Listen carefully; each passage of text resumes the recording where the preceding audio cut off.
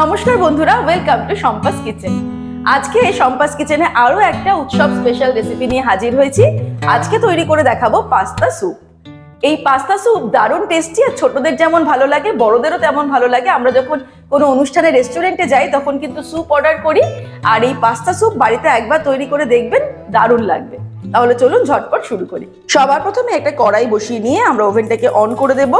এবারে এর মধ্যে দিয়ে দেব refined oil. 2 tablespoon refined oil দিয়ে দিলাম। এবারে তেলটা গরম হয়ে গেলে দিয়ে দেব রসুন কুচি দিয়ে দেব 2 টেবিল স্পুন। 20-30 সেকেন্ড রসুনটাকে একটু নাড়াচাড়া করে নেব। তারপরে এর মধ্যে দিয়ে দিচ্ছি কুচানো পেঁয়াজ। একটা মাঝারি সাইজের পেঁয়াজ কুচিয়ে নিয়েছি। ফ্লেমটা কিন্তু হাইতেই রেখেছি। পেঁয়াজটা দেওয়ার পর মিনিট 3 রান্না করব।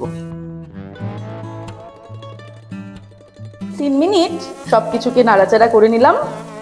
পেঁয়াজ আর রসুনটা কিন্তু এখন ট্রান্সপারেন্ট হয়ে গেছে, দেখতেই পাচ্ছ পেঁয়াজটা কেমন কালারটা চেঞ্জ হয়ে গেছে। এবারে এর মধ্যে দিয়ে দেবো কিছু ভেজিটেবলস, যেমন দিয়ে দিচ্ছি মাশরুম, কুচানো গাজর, একটা গাজর কুচিয়ে নিয়েছি, ওখানে 100 গ্রাম মতন মাশরুম দিয়েছি, একটা ক্যাপসিকাম কুচিয়ে নিয়েছি। ভেজিটেবলস গুলোর সঙ্গে দিয়ে দেব নুন, 1 টিস্পুন নুন দিলাম। ফ্লেমটা কিন্তু হাইতে রেখেই ভেজিটেবলস গুলোকে আরো 3 মিনিট ফ্রাই করব। এই সময় এর মধ্যে দিয়ে দিচ্ছি কিছু সুইট কর্ন।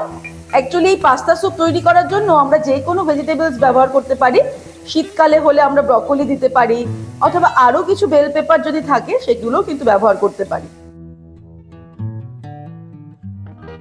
এবারে এগুলো ফ্রাই করতে করতেই এর মধ্যে কিছু মশলাও দিয়ে দেব, যেমন দিয়ে দিচ্ছি 1/2 teaspoon oregano, 1/2 teaspoon chilli flakes, 1/2 teaspoon black pepper powder.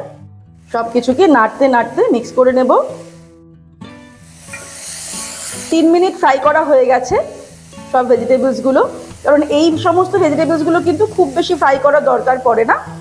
এবারে এর মধ্যে আমি দিয়ে দেব 1/4 cup tomato ketchup. Tomato ketchup দেওয়াতে একটা ট্যাঙ্গি টেস্ট আসবে। যারা টমেটো কেচাপের ট্যাঙ্গি টেস্টটা পছন্দ করে না তারা কিন্তু টমেটো পিউরি দিতে পারে। আর দিয়ে দেব 2 টেবিল স্পুন ব্ল্যাক সোয়া সস। আবারও 2 মিনিট নাড়তে নাড়তে রান্না করব হাই ফ্লেমে। সসটা দেওয়ার পরে 2 মিনিট রান্না করে নিলাম হাই ফ্লেমে। এবারে এর মধ্যে দিয়ে দেব জল। একটু বেশি পরিমাণে জল দিতে হবে।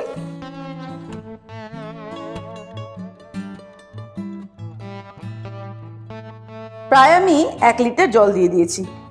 সবকিছুকে ভালো করে মিক্স করে দিচ্ছি। এবারে ফ্লেমটাকে হাইতে রেখে এটাকে ফুটতে দেওয়া পর্যন্ত অপেক্ষা করব।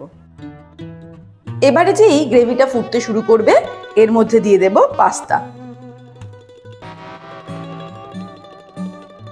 2 কাপ পরিমাণে পাস্তা আমি দিয়ে দিলাম। এখানে আমি 150 গ্রাম পাস্তা দিয়েছি। এবারে আমাদের ফ্লেমটাকে মিডিয়ামে করে অপেক্ষা করতে হবে 10 মিনিট, যাতে সবকিছু সিদ্ধ হয়ে যাবে আর পাস্তাটাও সিদ্ধ হয়ে যাবে। 10 মিনিট পর ফিরে আসছি।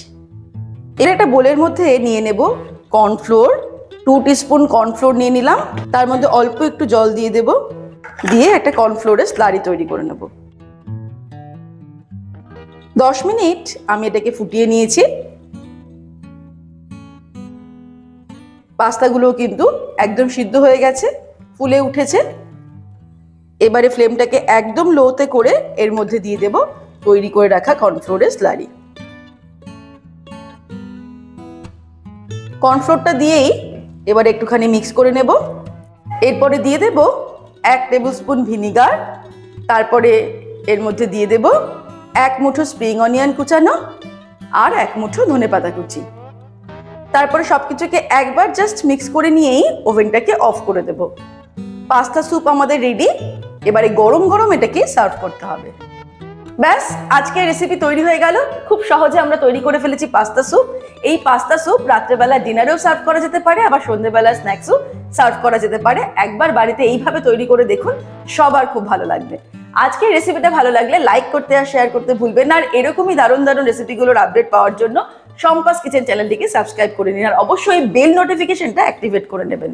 ভালো থাকবেন, সুস্থ থাকবেন। আমি আবার হাজির হব নতুন নতুন রেসিপির সঙ্গে। নমস্কার।